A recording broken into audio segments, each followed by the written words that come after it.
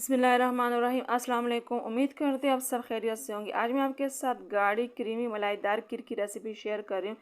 सिर्फ 10 मिनट में pressure cooker में तैयार करेंगे। बस इसको बनाने का सही तरीका और टाइम ठीक तरह से पता होना चाहिए, तभी आप इसे बेहद आसानी से बना सकते हैं। तो चलिए शुरू करते हैं। बिस्मिल्लाहिर्रहमानिर्रहीम।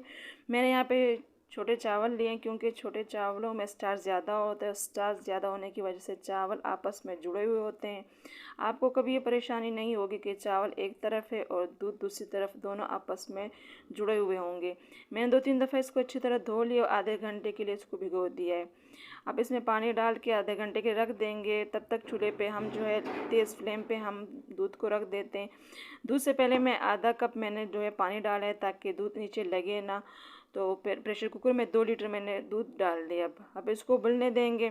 दूध उबल चुका है। अब इसमें चावल जो हमने आधे घंटे के लिए भिगो के रख दिए थे वो इसमें डाल देंगे। आप देख सकते हैं कि ये खासे नरम हो चुके हैं। बस थोड़े हम इसको जो है प्रेशर कुकर में पका लेंगे। ये एकदम से झटपट तैयार होने वाली खीर है। तो आपने छोटे चावल जो हैं ज़रा अच्छे वाले लेने, इसकी खुशबू भी काफ़ी अच्छी होती है, जायका भी, तो आपने अच्छे वाले लेने। साथ ही कोपरा भी मैंने छोटा काट के डाल दिए और बादाम भी, और ये 4-5 इलायचियाँ वो भी मैंने शामिल कर दिए। बस इसको आपस में मिला देंगे और इसके ऊपर ढक्कन रख देंगे।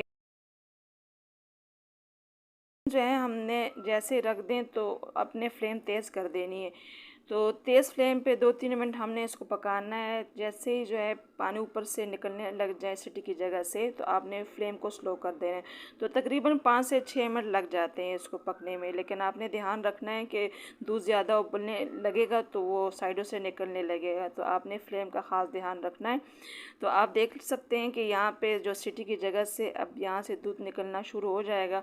तो इसी स्टेज पे मैंने जो है फ्लेम को स्लो कर दिया है और जो है 2-3 मिनट लो फ्लेम पे इसको पकाया है।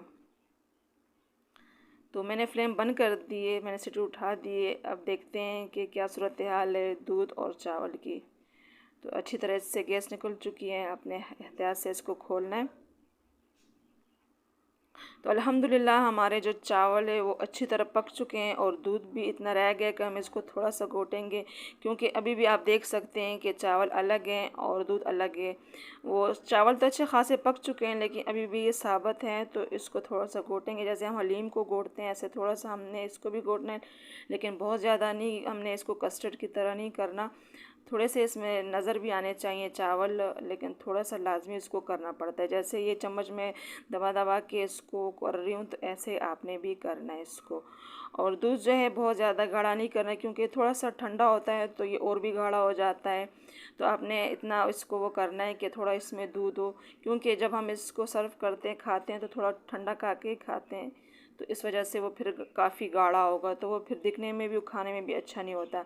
अभी मेरे पास फ्रिज में ये थोड़ी सी मलाई पड़ी थी, ये मैंने डाल दी है। फ्रेश मलाई है दूध की, अगर आपके पास है तो डाल लें, नहीं तो स्किप कर सकते हैं। पूरे इसमें डाल लेंगे और जो गरम थोड़ा सा ये चावल और दूध है उसमें डाल देंगे, कोई चीज़ ज़ाया नहीं करेंगे। अच्छी तरह बर्फ़ को इसको जो है मलाई को साफ़ करके इसमें डाल देंगे। ये थोड़ा सा मैंने फ्रीज़र में रखा हुआ था, बर्फ़ की तरह ठंडा है, तो इस वजह से मैंने ये गरम दूध और चावल इसमें डाल के अच्छी तरह साफ़ कर दिए। अब इसको थोड़ा सा चम्मच इसमें लाएंगे। अभी मैंने इसमें चीनी नहीं डाली, क्योंकि चीनी जो है वो काफ़ी जो है चावल को फिर सख्त कर देती है, तो हमने चीनी जो है अभी इसी स्टेज पे डालनी है। थोड़ा सा आप देख सकते हैं कि इसका टेक्सचर जो है गाढ़ा हो चुका है और ये जो है अब बिल्कुल सही कंडीशन में है, बिल्कुल सही तरह इसका। और फ्लेम जो है अभी भी है नीचे लगी हुई है, लेकिन तेज़ नहीं है, क्योंकि नीचे चावल जो है दूध फिर लगने का खदशा होता है, तो आपने फ्लेम जो है स्लो ही रखनी है। यहाँ पे मैंने चीनी, जितने मैंने चावल ली है उससे 2-3 चम्मच मैंने ज़्यादा चीनी ली है। आप अपने हिसाब से जितना चीनी खाना पसंद करते हैं उतना ही डाल दें। मैंने अपने हिसाब से जितने चावल लिए उससे 2-3 चम्मच मैंने ज़्यादा चीनी ले ली है। थोड़ा सा इसको मिक्स करेंगे और फिर यहाँ पे इसमें मैंने जो है ये इसी खीर में मैंने ये जो मेवा है ये धो के मैंने रख दिया था, ये अभी मैंने शामिल किया, पहले शामिल नहीं किया, क्योंकि ये थोड़ी सी इसमें खटास होती है, तो ये फिर गर्म हो के खटास जो है खीर में हो जाती है, तो जायका ज़रा अच्छा नहीं लगता मुझे। तो आप जो है डाल सकते हैं पहले भी, लेकिन मैं एंड में सबसे आखिर में जो है मेवे को डाल देती हूँ, क्योंकि नरम होता है तो ज़रा खीरी के टेस्ट को जो है ये कटा कर देता है। बस हमारी क्रीमी खीर बिल्कुल तैयार है। अब इसको थोड़ा सा ठंडा करेंगे तो माशाल्लाह बिल्कुल हमारी जो खीर तैयार हो चुकी है। हमने इसको थोड़ा सा ठंडा कर दिया, ऊपर से थोड़ा सा मैंने पिस्ता बादाम डाल के इसको गार्निश किया है। हमारी झटपट खीर बड़े मज़े की बनी है। तो उम्मीद करती हूँ आज की रेसिपी आपको पसंद आई होगी। अगर पसंद आई है तो वीडियो को लाइक और शेयर करना ना भूलें। चैनल पर नए हैं तो प्लीज़ मेरे चैनल को सब्सक्राइब कर लीजिएगा। Thanks for watching.